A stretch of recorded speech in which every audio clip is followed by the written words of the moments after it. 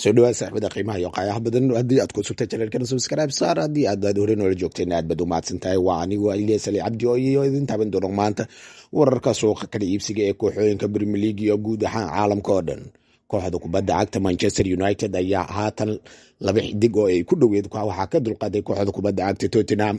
kadib Manchester United ayaa u jeestay laba xidig kale oo qadax ka ciyaaraan. Kooxda kubadda cagta Arsenal wiilka yarka ahaa ee Leicester City ay doonaysay dhammaan saacadihii ugu dambeeyay ayaa kooxda kubadda cagta Manchester City si official ah loo wareegtay iyadoona kooxda kubadda cagta Arsenal lagu garaacay wiilkaas oo loo magacaabo Jermaine Mongo. Kooxda kubadda cagta Liverpool oo durba suuqa u gashay weeraryahan cusub iyo sidoo kale kooxda kubadda cagta Chelsea oo qadax iyo weerar suuqa ka dooranaysa kadib markii ay la soo wareegtay laba saxiix oo kooxda kubadda cagta Chelsea ayaa haatan suuqa u gashay inay keento xidigo cusub oo kooxda ka mid ah maadaama ay kol horaantii maalmihii ugu dambeeyay ay la soo wareegtay laba xidig oo ka ciyaara daafac. Haatan kooxda kubadda cagta Blueska ee Chelsea ayaa doonaysa inay iska adkeyso qadkeeda dhexe iyo sidoo kale weerarka waxayna calaamadsatay 4 ka mid ah weeraryahanada ugu waaweyn waqti xaadirkan. Sidoo kale Blues ayaana shan weysay xidigaheeda qaar ka mid ah. Haatan Blues ayaana aqbashay inay lumiso xidiga howlka qaranka Argentina iyo kooxda kubadda cagta ee Chelsea ninka lagu magacaabo Enzo Fernandes ayaa ku adkeysanaya inuu ka dhaqaaqo kooxda kubadda cagta Chelsea asigoona daydaynaya koox cusub oo ka biiro. Haatan Enzo Fernandes waxaa la xiriirinayay in ka badan bil waxaa laga xiriirinayay kooxda kubadda cagta Real Madrid laakiin haatan loolanka waxaa ku soo biiray kooxda kubadda cagta ee Manchester City iyo kooxda kubadda cagta ee Arsenal. Gaariska ayaa loo arkaa kooxda ugu cadcad saxiixa Enzo Fernandes marka loo eego kooxooyinka kale waayo kooxda kubadda cagta Chelsea waxay u jilaacan tahay ama u dibacsan tahay kooxda kubadda cagta ee Arsenal.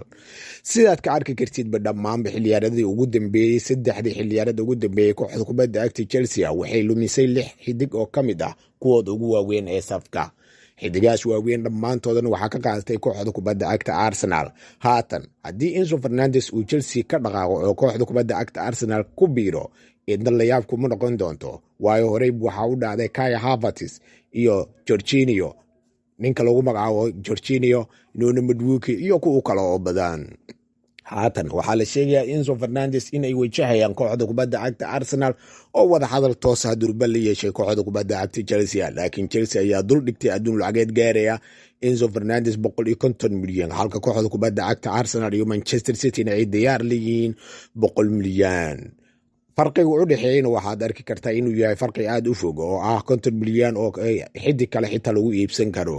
laakiin Enzo Fernandes ayaa ku adkeysanaya inuu ka dhaqaaqo kooxda kubadda cagta Chelsea taas ayaana dhiirigelin weyn siinaysa kooxooyinka doonaya Enzo Fernandes sida Real Madrid, Manchester City iyo Arsenal. Kooxda kubadda cagta Chelsea ayaa dhammaanba waxay diyaarsatay xidig list oo soo diyaarsatay buug dheer oo ay ku doonayso bedelkeeda oo sax ah Enzo Fernandes waxayna ka dhex aragtaa kooxda kubadda cagta ee Real Madrid xidig lagu magacaabo Tchouaméni xidiga xulka qaranka Faransa iyo kooxda kubadda cagta Real Madrid. Tchouaméni ayay u aragtaa kooxda kubadda cagta Chelsea inuu bedel ugu noqon karo Enzo Fernandes haddii uu ka dhaqaaqo kooxda kubadda cagta Chelsea. Waxaa kaloo la sheegayaa kooxda kubadda cagta Chelsea inuu ka dhaqaaqi doono xidiga dhawaangalka ee heer Portuguese iyo kooxda kubadda cagta Chelsea ninka lagu magacaabo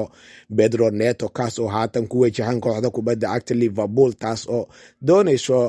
inay xidigan la wareegto waxayna u aragtaa bedelka saxda ah ee xidigii dhawaan ka dhaqaaqay kooxda kubadda cagta Liverpool ee Mohamed Salah. Pedro Neto waa xidig firfircoon oo weerarkiisa markii loo eego waa xidig firfircoon laakiin qaabiyaareedka kooxda kubadda cagta Chelsea wuxuu noqday mid dib u dhigto qaabiyaareedkiisa cajiibka ah. Pedro Neto ayaa haatan doorbidaya inuu ka dhaqaaqo kooxda kubadda cagta ee Chelsea kaas oo u sii xayaameeya kooxda kubadda cagta ee Liverpool. Kooxda kubadda cagta Manchester United ayaa dardar gelinaysa kadib markii lagu garaacay laba saxiix oo waaweyn kooxda kubadda cagta Tottenham ku garaacday labada xidig oo qadka dhac ka ciyaara ay haatan la wareegeen kooxda kubadda cagta Tottenham kol horaantii bishan waxa ku dhawaayeen dhammaan xidigaas inay la wareegto kooxda kubadda cagta Manchester United walow ay xidigahan ka doorteen kooxda kubadda cagta Tottenham. Sababaha ay u doorteen ilaa iyo haatan dadka dhammaan waxay leeyihiin xalka ugu weynaa ee ay ku doorteen kooxda kubadda cagta Tottenham oo ay ku diideen kooxda kubadda cagta Manchester United. haatan Manchester United ayaa doonaysa inay saxiix degdeg samayso xidiga xulka qaranka England iyo kooxda kubadda cagta Bournemouth ninka lagu magacaabo Scott oo kaligeed ku aheyd ayaa doonaysa kooxda kubadda cagta Manchester United inay la wareegto iyo sidoo kale xidiga kooxda kubadda cagta Real Madrid iyo xulka qaranka Faransa ninka lagu magacaabo Eduardo Camavinga. warar kale oo haatan soo dhacay ayaa waxay sheegayaan durbaba Manchester United in lagu ciriirinayo saxiixa Scott ee ay ku soo biireen kooxooyin kale ah Chelsea iyo Chelsea iyo kooxda kubadda cagta Liverpool walow ay kooxda kubadda cagta Manchester United kali ay ku aheyd xidigan korina ka daawanaysay haatan waxaa soo galay labadii kooxood ugu waaweyn England ee waqti xaadirka marka loo eego London. kooxda kubadda cagta Chelsea iyo kooxda kubadda cagta Arsenal ayaa doonaya iyagana inay gacanta ku dhigaan xidiga xulka qaranka England iyo kooxda kubadda cagta Bournemouth ninka lagu magacaabo Scott Katz oo haatan loo arko da'yarka ugu fiican ee England u soo baxay. kooxooyinka saddexdan awood oo haatan ku loolamaya xidigan doorashada waxay ku xirnaan doontaa Scott kooxdu doorto. macalimu Mikel Arteta kooxdiisa ayaa u soo bandhigtay mashruuc xidigan qancin karaa sidoo kale kooxda kubadda cagta Chelsea the Blues ayaa mashruuc fiican u soo bandhigtay iyo waliba lacag gaarayso mashaar kordhin aad u weyn oo marka loo eego kooxooyinka Manchester United iyo Arsenal waxaana Chelsea diyaar la tahay inay xidigan ku soo jiidato mashaar cajiiba maadaama kooxdan aysan ciyaaraynin UEFA Champions League xidiga heerka caalamiga oo doorashadiisa ay tahay UEFA Champions League. kooxda kubadda cagta ee Manchester United ayaa dhawaantan waxaa la wareegay labadaas xidig markii laga wareegay haatan waxayna doonaysaa inay weeraryahan cusub ee Bournemouth weeraryahankeeda Jacob midka lagu wacawo oo dhammaan kooxooyinka Premier League doonayaan inay ku soo darto safkeeda. Manchester United ololka ka muuqdo waxaa arki kartaa inay xaraad u qabto ku guuleysiga UEFA Champions League iyo Realka Packers Premier League. Manchester United durbu waxay samaysay saxiixiyo waaweyn oo ay ka mid yihiin qadax iyo ilaa iyo daafac haatan waxay doonaysaa qadax kale ilaa iyo weerar. kooxda kubadda cagta ee Manchester City waxay durba samaysay saxiixiyo waaweyn oo kooxda kubadda cagta Arsenal xitaa ay ku garacday xidigii ugu yaraa ee ay kooxda kubadda cagta Leicester City oo ay Manchester kooxda kubadda cagta Arsenal doonaysay in kamid ah 2 bilood in ka badan ay doonayaan 2 bilood in ka badan haatan waxaa si official ah u soo bandhigtay kooxda kubadda cagta Manchester City. xidiga kale Manchester City ayaa kol horaantii bishan soo bandhigtay xidiga lagu magacaabo Andres ninkaas oo qadka dhac oo England haatan u maamulaya ayaa kooxda kubadda cagta Manchester City soo bandhigtay oo iyadoona kula wareegtay adduun lacageed gaaraya 120 milyan. haatan waxaa la sheegayaa kooxooyinka ilaa haatan suuq sax aan sameynin kooxda kubadda cagta Arsenal iyo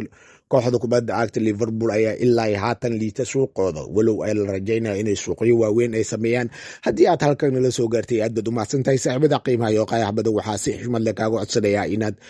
channelkeena subscribe soo saartid oo like noo soo siirid aad baad u mahadsantahay. anagana waxay noo noqon doontaa dhiirigelin mahadsanidin saaxiibadeeda qiimaha iyo qayaxbadan.